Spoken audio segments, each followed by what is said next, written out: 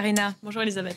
En Europe, malgré l'austérité, les dettes publiques n'en finissent pas de grimper. Oui, d'après les derniers chiffres d'Eurostat, le montant de la dette des 17 pays de la zone euro s'élève à 8 750 milliards d'euros, soit 92,2% du PIB, contre 90,6% il y a moins d'un an. Les champions de l'endettement sont d'abord la Grèce. La dette atteint plus de 160% de la richesse nationale. À ce rythme, et malgré deux plans d'aide et un effacement de plus de 100 milliards d'euros, la dette devrait atteindre 175% du PIB cette année pour être ramenée à 124% d'ici 7 ans. Suivent, vous le voyez, l'Italie, le Portugal et l'Irlande. En cinquième position, la France. Sa dette devrait bientôt se rapproche plutôt des 100% du PIB, en hausse de 1,7 points sur la même période. Alors pourquoi la dette s'alourdit malgré les efforts certains des États pour réduire leurs déficits, des déficits qui se sont en moyenne réduits de moitié, tout simplement parce que la croissance y est trop faible. Les dettes devraient commencer à reculer seulement dans la deuxième partie de l'année 2014. Un autre chiffre maintenant, 4 milliards d'euros, c'est la cagnotte cachée de l'assurance vie en France selon la Cour des comptes. Oui, il s'agit de l'épargne de personnes décédées ou introuvables non réclamées. Le point sur cet argent qui dort avec nos confrères de France 2. C'est en fouillant avec son épouse dans les archives familiales que Jacques Marin a découvert un trésor. Des carnets d'assurance vie que son père, mort il y a 10 ans, avait souscrit dans les années 50. Est-ce que la compagnie d'assurance vous a contacté? Absolument pas. C'est nous qu'on a fait les recherches. Eux n'ont pas bougé le petit doigt en disant. Il leur a même fallu une année entière de démarches pour qu'enfin la somme leur soit versée, près de 10 500 euros. Un pactole que pourraient décrocher de nombreux autres Français. Car selon la Cour des comptes, il y a 4 milliards d'euros d'épargne non réclamée et dont presque personne ne recherche vraiment les destinataires. 1,2 milliard dans des comptes bancaires de personnes décédées et près de 3 milliards de contrats d'assurance vie non versés. De l'argent que les banques et les compagnies d'assurance ne rendent pas spontanément. Il faut bien souvent faire une demande. Elles aboutissent toutes dans cet organisme. Chaque jour, plus de 200 courriers de particuliers qui pensent être bénéficiaires d'un contrat d'assurance vie. Allez, on va aller jeter un œil au marché, Karina, des marchés dans le vert ce matin. Oui, des places asiatiques qui sont en hausse. Elles profitent des déclarations du gouvernement chinois qui s'est prononcé en faveur des mesures de soutien à la consommation et à la croissance. Et puis, on va poursuivre avec l'actualité des entreprises en bref et en images dans les télécoms. L'opérateur néerlandais KPN vend sa filiale allemande I+, à Telefonica Deutschland, montant de la transaction 5 milliards d'euros. KPN entend ainsi se recentrer sur ses marchés clés, les Pays-Bas et la Belgique. Ce lundi, les premières informations sur cette cession ont fait bondir le titre du néerlandais de près de 13%. Toujours dans le secteur des télécoms, Vivendi sur le point d'annoncer la vente de 53% de Maroc Télécom. Le français céderait ses parts au groupe de Dubaï Etisalat pour plus de 4 milliards d'euros. Vivendi souhaite ainsi réduire sa dette et recentrer ses activités sur le jeu vidéo, la télévision payante ou encore la musique. Enfin, Bouygues et SFR veulent partager leur réseau mobile en France. Les deux opérateurs entendent conclure un accord avant la fin de l'année. Le but, améliorer leur couverture et réduire leurs coûts face à la concurrence de l'opérateur Free. On vous en parle depuis hier, le bébé royal vient à peine de naître et certains commerçants britanniques se frottent déjà les mains. Oui, outre-Manche, toute une industrie s'est développée autour de cette naissance. On estime que le bébé royal devrait rapporter 280 millions d'euros à l'économie britannique, dont un tiers en célébration, boissons, nourriture, un autre tiers en DVD, livres consacrés à l'heureux événement, enfin le reste en mugs, jouets et autres souvenirs. On les a vus tout à l'heure. Absolument. On va écouter la réaction de deux de ces commerçants qui espèrent tirer leur épingle du jeu. C'est crucial de mettre en avant le Royaume-Uni, de démontrer que nous pouvons dessiner et fabriquer des produits de haute qualité, à des prix raisonnables. Je pense que le bébé royal est une opportunité géniale pour l'économie. Nous avons besoin d'une bonne nouvelle. Et les bébés nés le même jour, Karina, même jour que l'héritier, auront droit eux aussi à un cadeau royal. Oui, le Royal Mint, l'agence britannique qui est chargée de frapper la monnaie de la couronne, offrira une pièce en argent à toutes les familles ayant un enfant né le 22 juillet 2013. Un porte-parole de l'agence revient sur l'origine de cette tradition 100% british. La tradition, c'était qu'un bébé né le même jour aurait les paumes bénies à la naissance ou au baptême avec de l'argent. À l'origine, on utilisait des pièces de 6 pence qui existaient en Grande-Bretagne. Nous avons ravivé cette tradition avec une série de centimes et de livres en argent. Merci beaucoup, Karina. C'était le journal de l'économie. On poursuit tout de suite avec le focus du jour. Bienvenue dans ce nouveau numéro du Focus. Direction ce matin Rio, où le pape François est arrivé pour lancer les Journées mondiales de la jeunesse. En pleine crise et face à la montée en puissance des évangélistes, l'Église catholique tente de redorer son blason. Au Brésil, cela passe forcément par un rapprochement avec les fidèles. Eh bien, un homme a peut-être trouvé la riposte. Il s'appelle Marcelo Rossi, il est une star dans son pays. Ce prêtre chanteur ultra médiatisé a vendu son CD à des milliers d'exemplaires. Chaque dimanche, sa messe est filmée et diffusée sur Globo TV. Et les Brésiliens sont prêts à beaucoup pour pouvoir ne serait-ce que l'approcher. C'est un reportage signé de notre correspondant Nicolas Rançon. 8 heures de route. Et bienvenue dans ce nouveau numéro du Focus. Direction aujourd'hui Rio, où le pape François est donc arrivé hier pour lancer les Journées mondiales de la jeunesse. En pleine crise et face à la montée en puissance des évangélistes, l'Église catholique tente de redorer son blason. Au Brésil, cela passe forcément par un rapprochement avec les fidèles. Eh bien, un homme a peut-être trouvé la riposte. Il s'appelle Marcelo Rossi. Il est une star dans son pays. Ce prêtre chanteur ultra médiatisé a vendu son CD à des milliers d'exemplaires. Chaque dimanche, sa messe est filmée et diffusée sur Globo TV. Les Brésiliens sont prêts, vous allez le voir, à beaucoup pour se présenter au plus près de lui. C'est un reportage signé de notre correspondant Nicolas Rançon. 8 heures de route depuis Rio pour rejoindre Sao Paulo. Cette sortie, ce groupe de catholiques l'effectue une fois par mois. Maria et Gloria sont les organisatrices. 13 ans qu'elles font cela. Objectif, participer à la grande messe dominicale du père Marcelo Rossi. Pour tous, plus qu'un prêtre, une idole. C'est un ange, vraiment. Quand il me bénit, qu'il pose sa main sur ma tête, je perds le contrôle. Pour voir le prêtre superstar, des bus acheminent les pèlerins de tout le Brésil. Matelas et couverture à la main, les premiers fidèles arrivent 10 heures avant le début de la célébration. Nous retrouvons Maria et Gloria, ravis d'être aux premières loges. On est tout devant, on est au plus près de lui. Le lendemain matin, 25 000 fans attendent leur vedette. Le voilà, Marcelo Rossi, ultra célèbre au Brésil, figure de proue d'un mouvement catholique en plein essor, le renouveau charismatique. Sur son passage, l'émotion est extrême.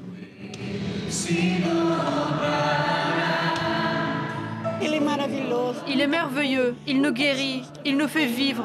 C'est formidable, il n'en a pas de comme lui.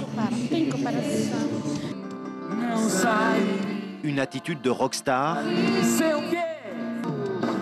des chansons omniprésentes et même des chorégraphies que les fidèles apprennent sur Internet.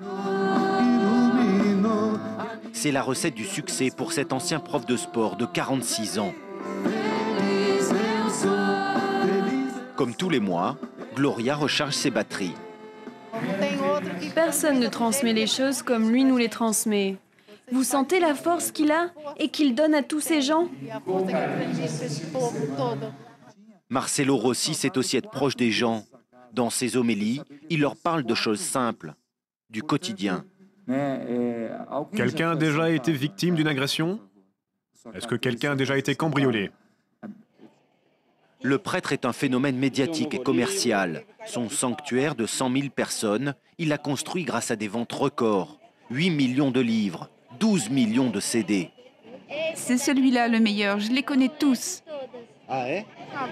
Au Brésil, son best-seller Agapé, c'est plus vendu que le Da Vinci Code aux États-Unis. Et ça vient de sortir, le dernier DVD et le CD. Clou du spectacle, la bénédiction de la foule avec des seaux d'eau bénite. Petits et grands sont aux anges.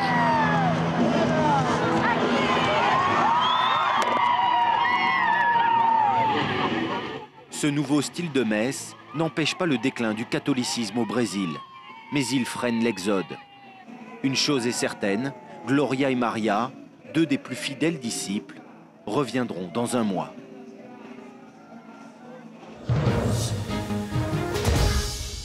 C'est la fin de cette demi-heure d'information. Vous restez avec nous dans quelques instants. Un nouveau journal, à tout de suite.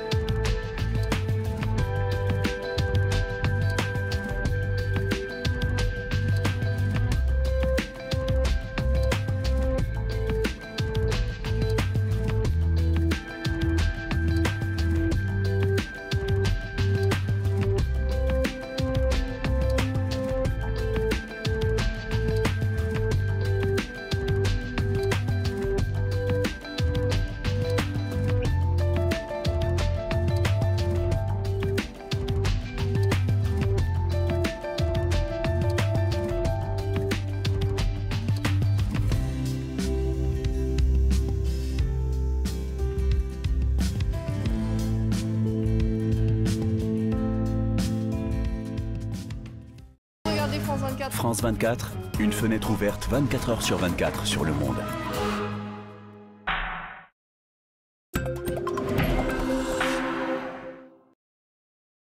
Encore un môme décharné en plein à l'heure du repas, font exprès, hein? Heureusement qu'on en a au dessert. Bonne nouvelle, la faim est plus facile à guérir qu'à regarder. actioncontrelafaim.org.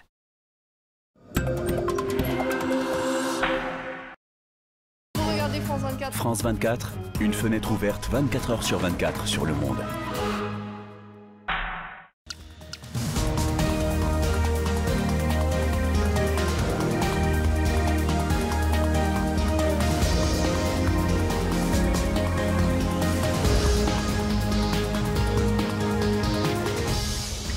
À la une de l'actualité, l'euphorie à Londres qui continue à célébrer la naissance de son nouveau prince. Le fils de Kate et William est né hier en fin d'après-midi. Le couple a passé sa première nuit à la clinique Sainte-Marie.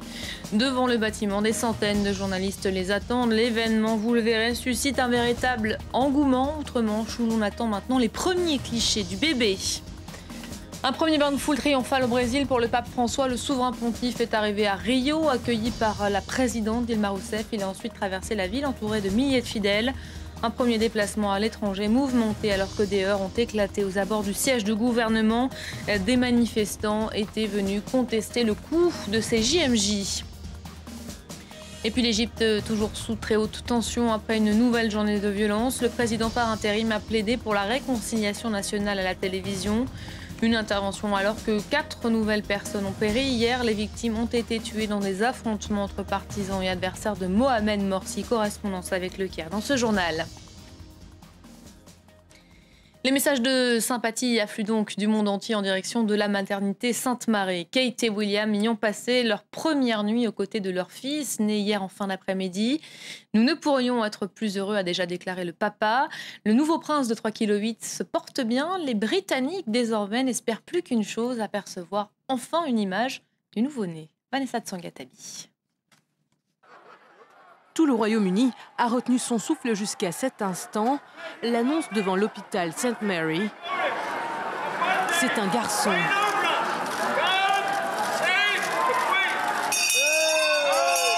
Devant les grilles de Buckingham Palace, des milliers de fans viennent immortaliser ce moment, car c'est la tradition. L'acte de naissance, signé par les médecins royaux, est affiché sur un chevalet devant la résidence de la reine. L'enfant est né à 16h24 heure locale. Il pèse 8 livres et 6 onces, soit 3,8 kg. Un secret que la famille royale a réussi à garder pendant plus de 4 heures après la naissance. Tout Londres est en fête. On sable le champagne un peu partout. Des Britanniques, comme des touristes, arborent fièrement le Union Jack. Cette naissance, ici, tout le monde l'attendait. Nous pleurons tous. Pourquoi es-tu si ému? Parce que cela fait longtemps que nous attendons cette naissance. Ils se sont mariés il y a un moment et nous nous étions fait une raison, mais là c'est vraiment le bon moment. C'est sûr, c'est l'histoire qui s'écrit. C'est tellement bien d'être le témoin de cette culture et de partager ce moment. C'est super. La capitale aussi se pare de bleu pour célébrer la venue du nouveau prince. Les fontaines de Trafalgar Square, les tours du fameux Tower Bridge ou encore la grande roue de London Eye. Mais une seule question reste sur toutes les lèvres. Ça m'est égal que ce soit un garçon ou une fille, tant qu'il est en bonne santé. Je meurs d'envie de savoir comment ils vont l'appeler. J'ai envie de leur dire, mais comment allez-vous l'appeler? Car le prénom du garçon n'a pas encore été révélé, mais il sera officiellement prince de Cambridge. Les bookmakers anglais prennent les paris et penchent pour James ou George pour le 3e prétendant à la couronne, après le prince Charles et le prince William. Nous revenons sur cette naissance avec vous, Armelle Charrier. Bonjour Armelle. Bonjour. Beaucoup de réactions à l'étranger, de messages de sympathie après cette naissance, des félicitations, mais la frénésie, on vient de le voir, hein, c'est clairement à Londres qu'elle a lieu. Cela peut paraître assez fou quand on voit ces images de femmes en train de pleurer, de foule compacte, attendant d'apprendre hein, que le bébé est enfin né. Mais non, hein, là-bas, la naissance d'un prince, c'est un véritable événement. Hein. C'est absolument un véritable événement. On attend effectivement l'héritier de la couronne avec cette conscience absolue que voilà, ce sera un futur roi ou une future reine qui va naître. Donc c'est effectivement bien un pays qui est inscrit dans la monarchie. Et c'est vrai qu'en fait, quand on regarde ces images-là, on se dit que ce sont des images de liesse du 21e siècle, mais que si on devait penser aux mêmes qui devaient se produire peut-être au Moyen-Âge ou ensuite à d'autres siècles, eh bien c'est la même chose en fait. Hein. C'est qui peut annoncer la naissance d'un roi, en l'occurrence les journalistes.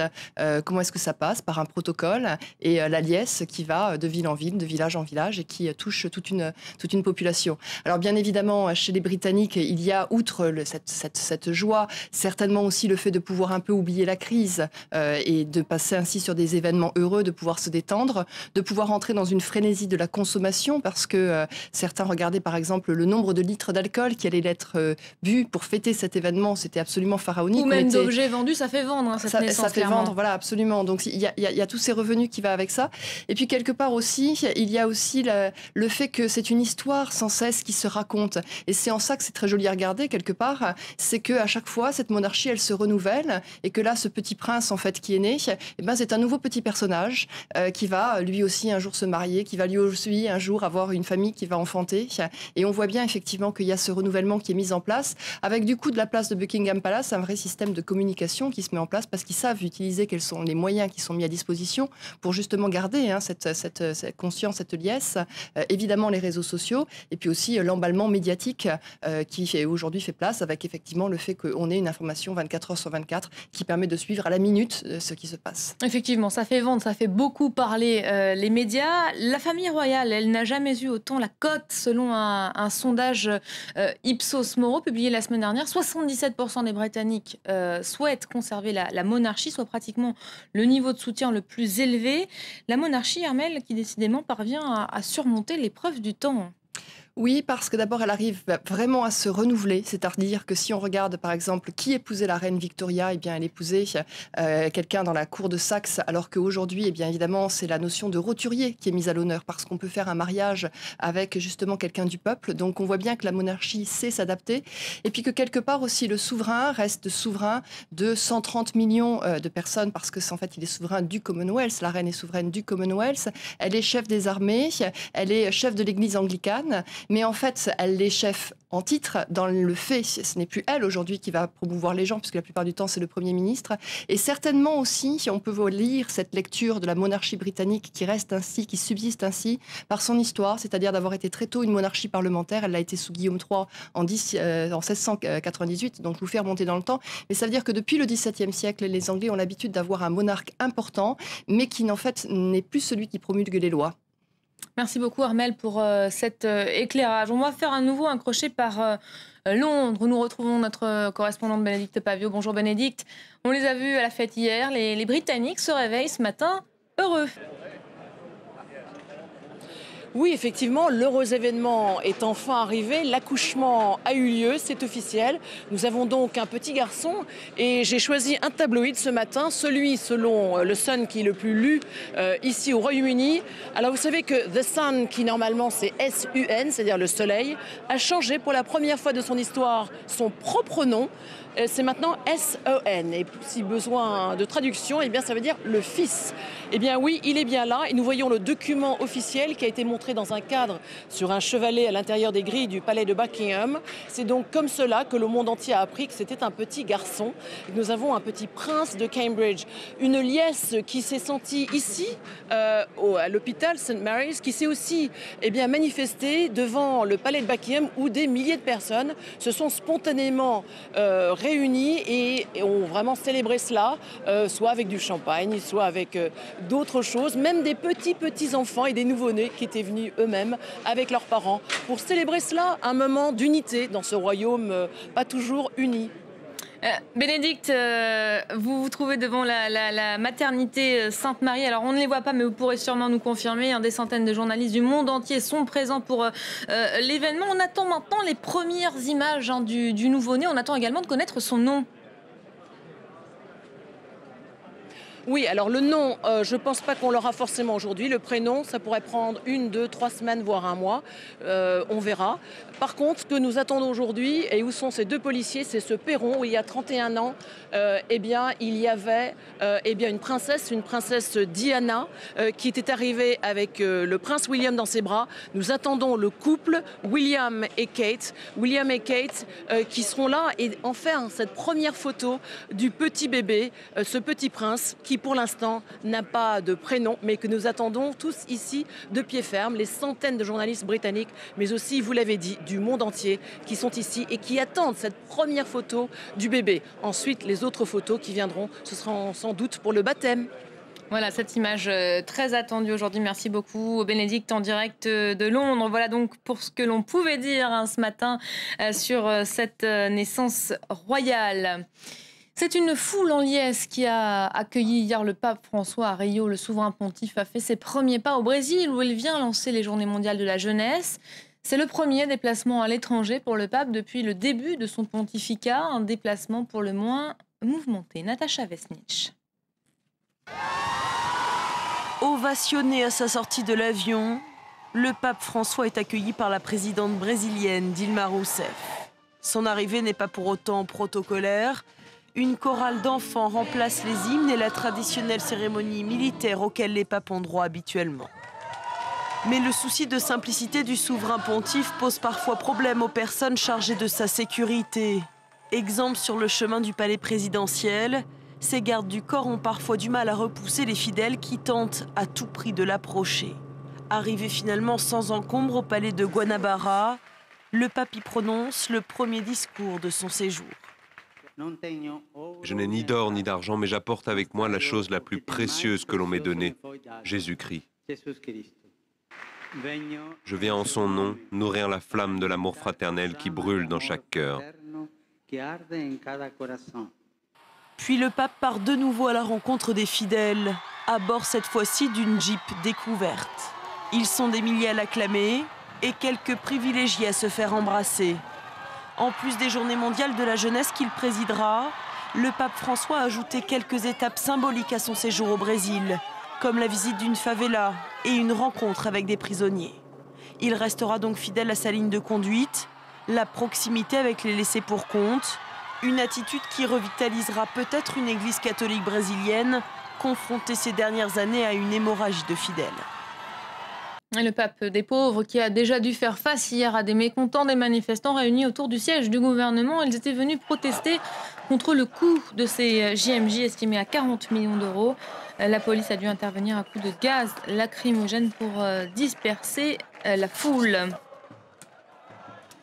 La situation reste extrêmement tendue en Égypte. Dans une brève allocution télévisée, le président par intérim a plaidé pour la réconciliation nationale hier soir, des propos alors que 4 nouvelles personnes ont péri. Les victimes ont été tuées ce lundi dans des affrontements entre partisans et adversaires de Mohamed Morsi. L'appel du chef de l'État par intérim n'a semble-t-il pas été entendu puisque les Égyptiens ont connu une nouvelle nuit agitée. Le point tout de suite avec Sonia Dredi. L'affrontement a encore eu lieu dans la nuit près de l'université du Caire, non loin d'ailleurs de l'ambassade de France, dans le gouvernorat de Gizeh. Des habitants du quartier se seraient opposés aux pro-Morsi. Alors il est de plus en plus fréquent que commerçants ou habitants tentent de repousser les manifestants. Des coups de feu ont été tirés et les forces de l'ordre sont intervenues. Elles ont notamment usé de gaz lacrymogène. Il y a aussi eu des échanges de tirs aux abords d'une station de police à Nasser City. C'est dans ce quartier que les frères musulmans ont installé un immense camp et ils sont des milliers à continuer le sitting. Ils sont extrêmement déterminés. Et hier, en fin d'après-midi, pour la première fois depuis l'éviction du président Mohamed Morsi, des centaines de partisans du président des Chefus se sont aventurés aux abords de la place Tahrir et d'ailleurs ont éclaté entre anti et pro-Morsi. Un frère musulman m'a assuré que c'était des voyous qui étaient à l'origine des troubles. Alors, lors de chaque affrontement, très difficile de savoir qui est à l'origine des heurts, mais ce qui est sûr, c'est que la division se ressent de plus en plus dans la rue, mais aussi sur les réseaux sociaux où anti et pro-Morsi s'affrontent. Et au niveau politique, on ne peut pas dire que les autorités de transition tentent d'inclure de façon réaliste les frères musulmans dans le jeu. Et de leur côté, les frères musulmans bloquent aussi toute négociation puisqu'ils réclament avant tout le retour de Mohamed Morsi. Une colère perceptible également dans le camp des Morsi. La famille de l'ancien président a annoncé hier son intention de poursuivre le chef de l'armée qu'elle accuse d'enlèvement. Mohamed Morsi, qui je le rappelle, est toujours détenu dans un lieu secret depuis le 3 juillet. Jérôme Cahuzac a de nouveau rendez-vous devant une commission parlementaire. Deuxième audience pour l'ancien ministre pour s'expliquer sur une réunion à l'Elysée organisée en janvier dernier et tenue secrète jusque-là. C'est l'audition de Pierre Moscovici la semaine dernière qui a relancé les interrogations en reconnaissant l'existence du tel rendez-vous. La commission d'enquête cherche à découvrir s'il y a eu ou non dysfonctionnement au sommet de l'État dans la gestion de cette affaire. On fait un point tout de suite sur les principaux titres de l'actualité. À la une, l'euphorie à Londres qui continue à célébrer la naissance de son nouveau prince. Le fils de Kate et William est né hier en fin d'après-midi. Le couple a passé sa première nuit à la clinique Sainte-Marie. Devant le bâtiment, des centaines de journalistes les attendent. L'événement suscite un véritable engouement outre-Manche où on attend maintenant les premiers clichés du bébé. Un premier bain de foule triomphal au Brésil pour le pape François. Le souverain pontife est arrivé à Rio, accueilli par la présidente Dilma Rousseff.